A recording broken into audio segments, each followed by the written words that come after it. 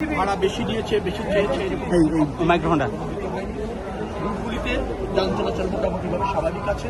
শুধুমাত্র যমুনা সেতু কেন্দ্রিক ওখানে একটা চাপ মানে অবস্থানগত কারণে, কারণ 7টা রুটের অথবা লাইনের গাড়ি গিয়ে 2 লাইনে যখন ওখান দিয়ে পার হতে হয় তখন ওখানে একটা গতি কমে যায়, স্লো যেতে হয় গাড়ি। তো সেই চাপটা গতকালকে যাচ্ছিল, এখন থেকে আরও কমেছে। আমি মনে করছি যে 2:30-3টার মধ্যেই স্বাভাবিক গতি চলে আসবে। মানুষ অল্প সময়ের মধ্যে নির্বাধায় এবার এই যাত্রাটা নিশ্চিত করতে যারা তাৎক্ষণিক টিকিটে মানে অগ্রিম টিকিট না কেটে যারা যাচ্ছে তারা অভিযোগ করেছে যে তাদের কাছ থেকে অতিরিক্ত ভাড়া নিচ্ছে।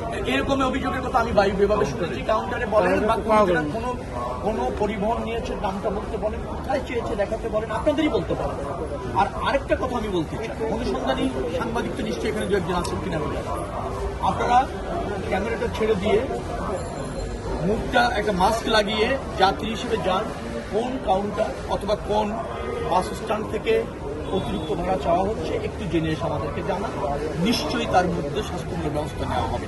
2-4টা প্রবণতা কাউন্টারে না, কাউন্টারের বাইরে চলন্ত পথে রাস্তায় এই রকমের চেষ্টা করা হয়েছে।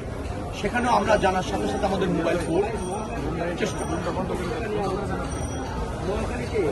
আমি মহাখালী থেকে আসলাম, আপনি বললেন এখানে 5 গুণ, আর আমি মহাখালী থেকে আসলাম, কোনো একটা কাউন্টারে কেউ বলতে পারিনি যে 1 টাকা বেশি নেওয়া হচ্ছে। আমি যাত্রীদের কাছে জিজ্ঞেস করেছি, তারা বলছে নির্ধারিত ভাড়া নেওয়া হচ্ছে।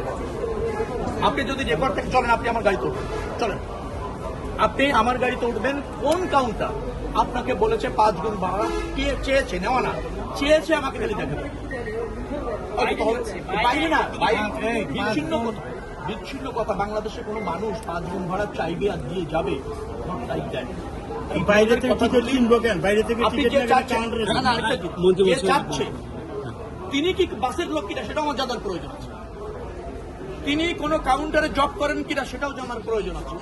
নাকি একজন আমজনতা আপনাকে দেখে প্যানিক করে করার জন্য বলে দিল যে হ্যাঁ আমি 5 গুণ, আপনি যাবেন অমুক পরিবহনে 300 টাকা ভাড়া, বাট আমাকে যদি 1500 দেন আমি নিয়ে দেবো। এই লোকটা তো কাউন্টারের লোক নাও হতে পারে, এই বাসের এমপ্লয়ি নাও হতে পারে, সে একজন মানে আইডেন্টিহীন লোক হতে পারে। তো সেটা আমলে নেওয়ার কোনো বিষয় না। এটাকে আমলে নিলে হয়তো প্যানিক হয়ে যাবে। আপনি আমাকে বলবেন কোন কাউন্টার, কোন বাসের মালিক, কোন বাসে যাওয়ার জন্য চাওয়া হয়েছে, সুনির্দিষ্টভাবে বাসের নাম বলেন, we will take necessary necessary. আপনারা যে কাজটা করছেন কষ্ট করে, আমি সেই কাজটা করার জন্য টোটাল 3টি মন্ত্রণালয়ের ছুটি বাতিল করে পরিবহন সেক্টরে যারা আছে এই মানুষের যাত্রাটাকে নির্বিঘ্ন করবার জন্য দেয়ার ওয়ার্কিং।